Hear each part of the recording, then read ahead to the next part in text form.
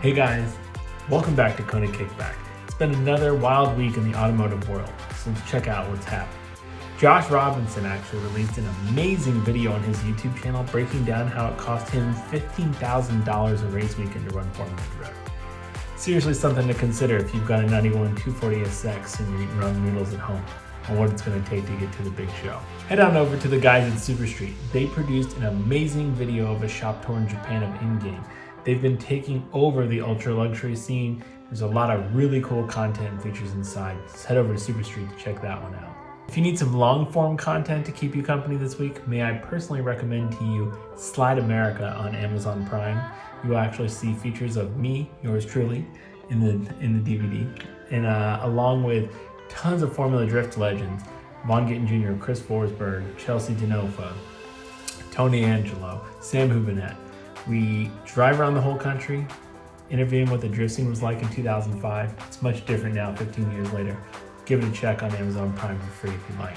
In a little bit sadder news this week, Hyperfest, the automotive amusement festival in Virginia, has been postponed indefinitely for the 2020 season.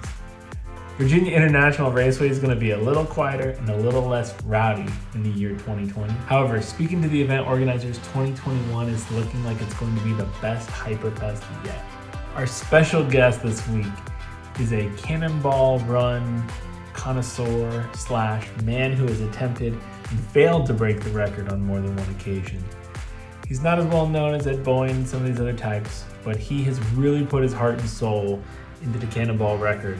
I brought him on this week so he could tell me how incredible he thinks Fred Ashmore's rental car Mustang coast-to-coast record of 25 hours and 55 minutes actually is, because I can't even really comprehend it. For those of you that don't know, this all started with Brock Yates in protest of the 55-mile-an-hour federal speed limit laws. So the plan was, a bunch of them got together in New York City at Red Ball Garage, and they sped across the country as fast as they could to the Portofino Inn in Redondo Beach to prove that you could speed and it wasn't dangerous. It wasn't going to kill you. Obviously, it's evolved from there.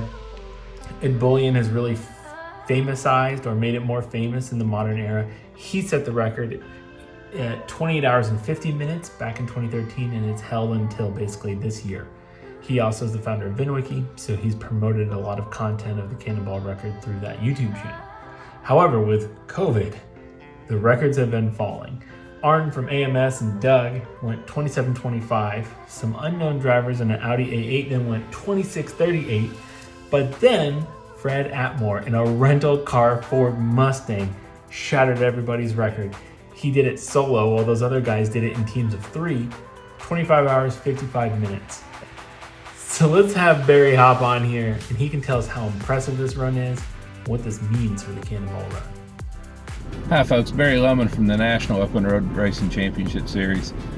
Here to talk about time, speed, distance racing, and not the kind of open road racing time target that I usually do. We're talking the extreme, the granddaddy of them all right now, the Cannonball. Now, back in 2011, at age 39, I took a shot at the Cannonball.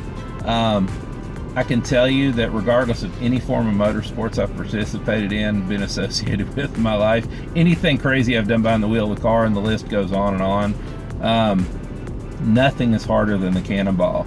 And the fact that the new world record is solo, 25 hours and 55 minutes by Fred Ashmore, that's insane. I mean, you 3 or 4 kids jumping in an Audi and strapping a Marine fuel cell tank, a couple of them in the trunk, and setting it in 26 something hours.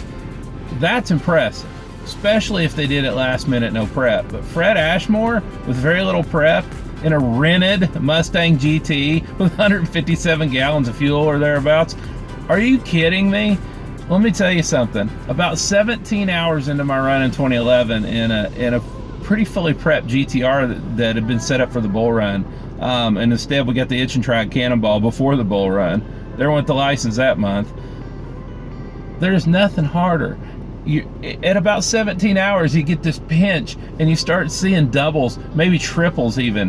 No amount of energy drink can chase it away. You can't nap in the passenger seat. People say, oh yeah, we had 2 or 3 people in the car, we took naps. When you're running solo, you can't do that. Heck, when you're running 2 or 3 people in the car, it's hard to sleep in the car. It's going down the road 110, 115 miles an hour. But I gotta tell you something. These records, some folks, some veterans are saying there's an asterisk next to it because we're during the COVID times right now and there's not as much traffic on the road during lockdown. Okay, maybe that's true.